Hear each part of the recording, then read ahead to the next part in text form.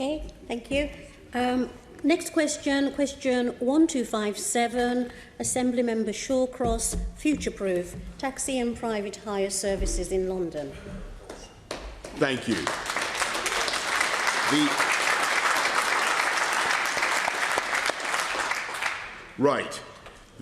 This is Uber, and whether they are allowed to operate legally.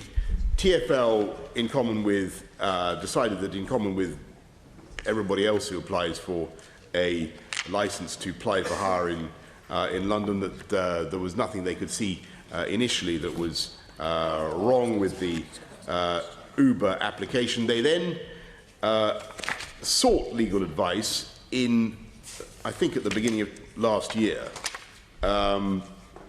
which confirmed what they had thought, viz. That the taximeter was not a taximeter, or that the mobile phone device was not a taximeter. Now, as you know, I don't agree with that. I think that we need to test this in the courts, and it is being tested, and I hope very much that we'll get an adjudication as soon as possible within the next couple of months. But I've got to warn you, I do not think, in all candour to my former friends, I should say, in the taxi trade, and I think I'm, the devil incarnate. I do not think that. And I've got to be honest with you. I don't think that even if we get a judgment saying that Uber is illegal, saying that it's a taximeter is a the device is a taximeter, and therefore the Uber model is breaking the law.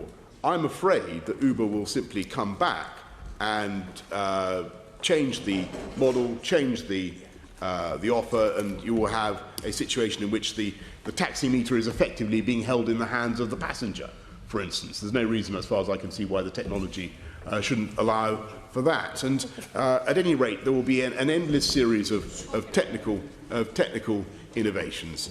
That is my anxiety. So in the meantime, what I want to do, forgive me for the long answer, Val, but what I want to do is to proceed with some measures to try and introduce some sense into what's going on here. And number one, we are requiring English language to be spoken by everybody applying for hire. We want better geographical knowledge. I want to see complaints about what's going on with the private hire people sent directly to us immediately. And as you've seen from the media over the last few days, I also want to see quantity licensing in London. I think the situation is now aggravating congestion in our city. There are, as I said earlier on, right at the beginning, there are about 26,000 black cabs, though the number is slightly diminishing now. There are 8,500, 8,600 buses, and the number of minicabs is at an absolute all-time high. It is getting on for 80,000. It's gone up from about 50,000 when I came in to about 80,000. We need the ability to regulate those numbers. They are having an impact on congestion in various parts of the city, and we will be taking that forward. Thank you, Chair. I do think, Mr. Mayor, you're missing the main point here. Those issues that you raise are, could well be welcome aspects of treating some of the symptoms we're suffering, but the core disease is caused by a toxic mix of a predatory business approach by this company, Uber, and a desperate lack of enforcement against bad practices like touting. I put it to you, Mr. Mayor, that passivity by TfL and yourself in tackling this challenge to the industry is actually basically causing the total decline. We are in danger of completely losing the historic black taxi industry in this city.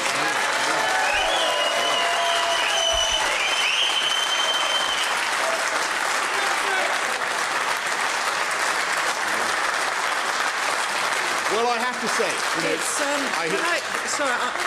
they're bypassing the knowledge. Can I just? Sorry. Knowledge. Thank you. The point is, Mr Mayor, that the regulator should have analysed and looked at Uber and what it was doing and how it practised much earlier on. 3 years in and we're still waiting for a High Court judgment. Yes. Can I ask you, Mr Mayor, I see that Uber have requested a meeting with you. Have you met them before? If so, how often have you met them before?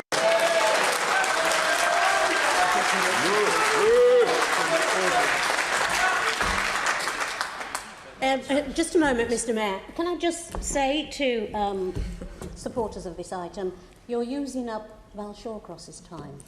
And can you keep your applause to the end? Thank you. Mr Mayor. The answer is no. I haven't met representatives of Uber, though I'm sure that TfL has met them and have had conversations with them. But I've had no meetings myself, nor have I thought it necessary to do so. I do appreciate the anger of taxi drivers and the sense of powerlessness in the face of this, and I agree with your use of the word predatory. I think there's no question that Uber have set out to disrupt the market, to take share, to demolish the taxi, the old taxi trade. Speaking as somebody who loves black taxis, who thinks they're a wonderful part of our city, I do think it is very, very sad. There's another factor that you have to bear in mind, and I mentioned it before, and that is the appalling but ineluctable force of consumer preference. And I'm afraid it is a tragic fact that there are now more than a million people in this city who have the Uber app. I'm not one of them. I don't know whether anybody here has one. Chair, can I continue some questions? But it's a very serious point which I think you need to bear in mind. You're dealing with a huge economic force, which is customer choice, and the taxi trade needs to recognise that. And I perfectly understand that we regulate the taxi trade, we make it difficult. Taxi drivers are obliged to buy immensely expensive vehicles, to have particular requirements about the knowledge, about turning circles and all sorts of things. I absolutely accept the unfairness and the anger that people must feel when suddenly a group that doesn't have to comply with all those standards is suddenly taking such a huge chunk of the market. What is very difficult to do is completely to buck the gigantic force of consumer preference and choice. Yes, of course, we can. We might be lucky, well, and we might be able to change the. We might be able to ban Uber in the sense that the taximeter is ruled illegal, but they will simply morph and they will come back with you've got to face the fact that technology is taking things on. You know, the point is that I think the Transport Committee would agree that we have enjoyed the fact that we've had two very different successful taxi businesses, types of business in this city. We've enjoyed the premium taxi service and we've enjoyed having a properly regulated private hire. And the two businesses can and should coexist properly and safely. But I put it to you that this passivity of approach is a disaster for London. 1,000 new minicabs a month coming into London is a disaster for the environment. It's a disaster for the iconic black cabs. It's a disaster actually for public choice. It's a disaster, I think, for our iconic black cab industry. And in the long run, this is a race to the bottom again that we've seen in too many industries. This is going to be a disaster for the minicab drivers who are not going to be able to earn a decent living, who are going to be driven to desperate measures, who are going to be struggling to survive. Do we want, Mr Mayor, to ensure the duality of our taxi industry in London, which has been such a success in the city, Do we want to ensure that the taxi industry survives? We're looking at a falling off of the knowledge applicants rapidly now. The black cab businesses are falling off a cliff, Mr Mayor. Do you want to be a regulator that leaves this city with healthy taxi and minicab businesses, or do you want to see, as part of your legacy, the loss of the 300-year-old black cab industry in London? I do not think that would be the case. I think to be fair to the 300-year-old black cab industry, which was first regulated by Oliver Cromwell or whoever it was, it has not always existed in its current form. And there were doubtless moments in the glorious history of the hackney carriage trade when suddenly there was an invention, the motor car, for instance, and suddenly loads of grooms and ostlers and coach drivers found that they didn't have a job, and that, of course, was incredibly traumatic, incredibly disruptive, but they came back. And they evolved, and they found a new way, and they found a new way forward. What you cannot do, what you cannot do, not because the regulator was thoughtful and active and took steps to ensure the public interest. What the regulator did not try to do. What steps you are going to take to ensure the public interest in this issue before you go? What you cannot do, what the regulator at no stage tried to do, was to tell the public that they could not have access to motor cars in order to protect the hackney carriage trade, and that would have been eccentric. What we want to do is to have fairness, and I perfectly accept the anger and the sense of unfairness that black taxi drivers feel, because they are very heavily regulated, and Uber currently do not seem to face the same regulations. Now, that's one of the reasons why we're taking forward the measures that I've announced, including a restriction on the quantity of minicabs. Now, if I'm hearing from you that that is a policy that the Labour Party supports, I'm delighted to hear it, and I look forward to hearing support in Parliament. I think, Mr Mayor, you would be much better dealing with the cause than the symptoms in your regulatory practice. I think you've got to be. I think a spot of intellectual honesty is always a good thing, Val. And the reality is that you're not just dealing with a predatory American taxi minicab app, though you certainly are.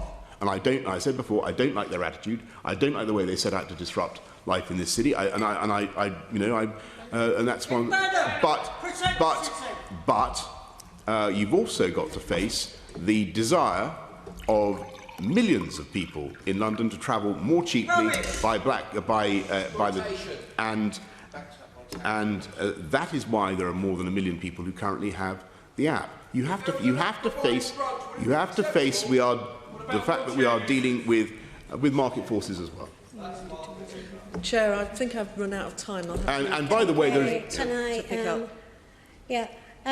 I've spoken to the gallery. I'm not going to speak to them again. I've got 2 other members. Assembly Member Evans. Chair, I, a couple of weeks ago, had a meeting with black cab drivers from Romford who came to City Hall to tell me about their personal experiences, and I ended up giving them a couple of hours because it was an absolutely shattering story, and it's terrible to see people who are seeing their livelihoods disappear in front of them and feel powerless to be able to do anything about it. Next week I'm going to go out with them to see enforcement taking place in the West End, such as it is, because they have some concerns about the level of enforcement. And obviously, I support the things you're doing, I support the challenges you're making to Uber, but one thing TfL could do now is improve the level of enforcement that's going in. Is that something that you can take a look at and actually push TfL to sort out? Because that's something we can do right now. It would be great if I went out on Friday night next week and I saw TfL inspectors and police actually enforcing we have done a huge amount to try and enforce against touts.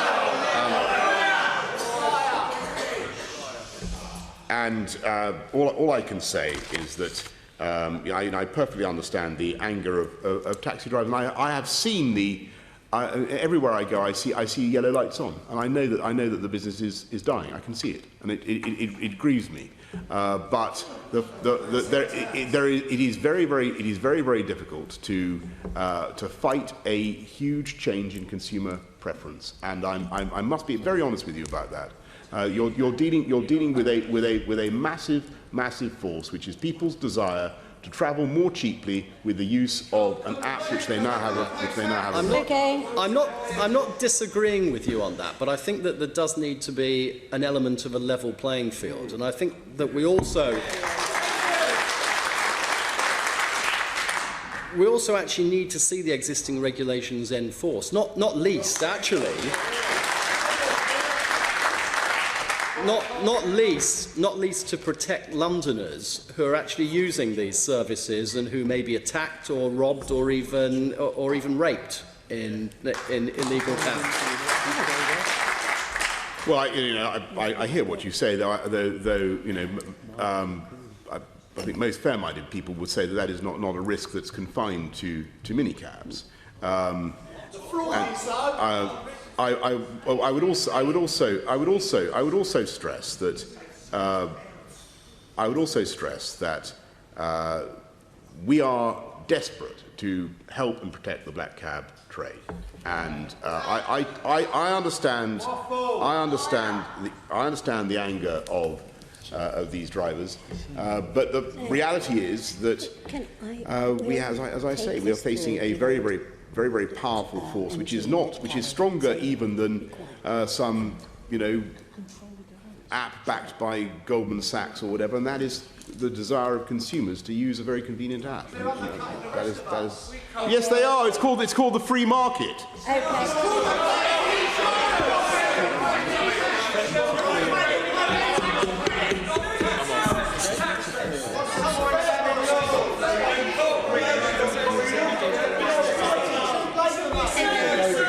Waste of time.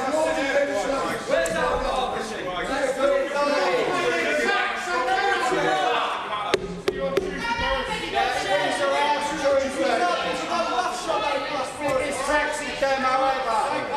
Shake up. Yeah, it's all you like that. See you Tuesday, Boris. Biggest taxi demo ever. Windsor House. Tell Pete to come. Oh, he works there. The rail strike on Tuesday. You might get some fares. Okay.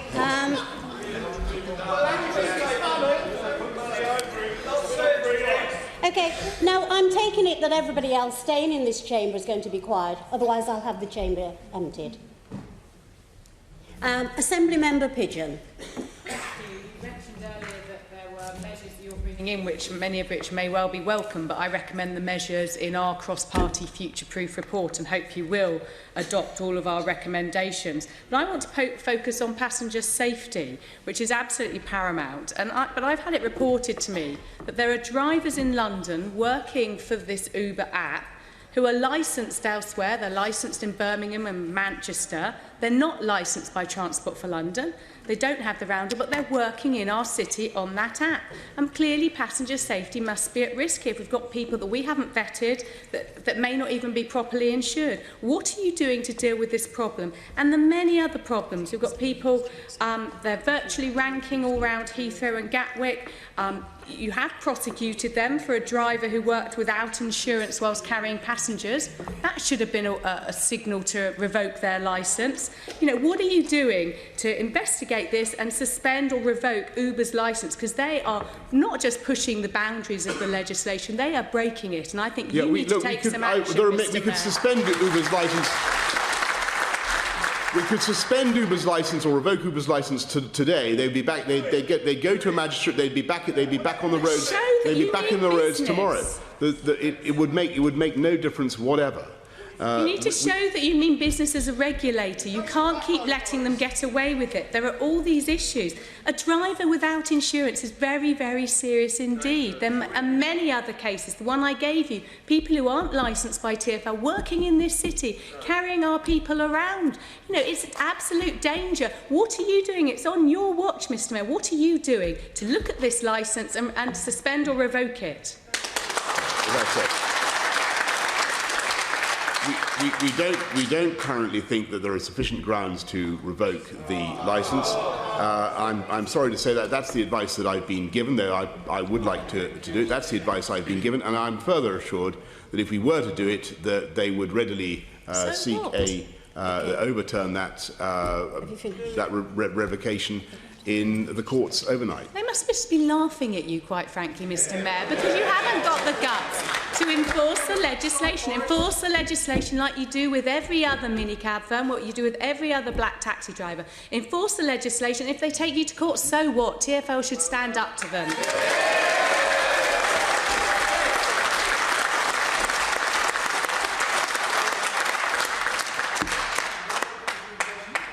Mr Mayor, have you got anything else to say? Well, I accept that the Liberal Democrats would like to ban Uber, and that seems to be Prime Minister, mate. That seems to be the general will of the Assembly. But I think their licence should be revoked at the moment. They are. Okay. I'm going to deal with Caroline. Can we just bring the session to a close with your quick answer, Mr Mayor? My advice at the moment is that we don't have grounds to ban Uber. I will obviously seek further to what Caroline has said. I will look at the allegations that Caroline has made about Uber. I will see whether they constitute a sufficient grounds for banning Uber, and I will take that to TfL. If she is right, if it is possible to ban Uber, there's frankly nothing I would like to do more. You cannot imagine the nightmare that it is seeing the erosion of the black cab trade. It is, and I want to repeat that point. I think it is very sad to see it. I'm at the moment sceptical about our ability to do that, but I will certainly look into what you said. Okay, thank you. Thank you. Can we now, we'll just take a moment because taxi drivers might want to leave us. Because we finished with this item.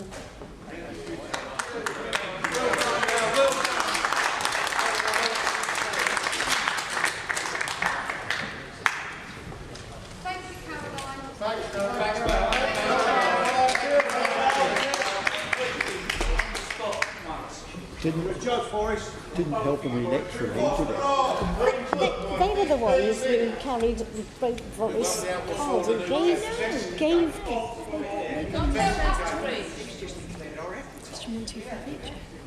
Okay, so where we are now, Okay, right. The next question.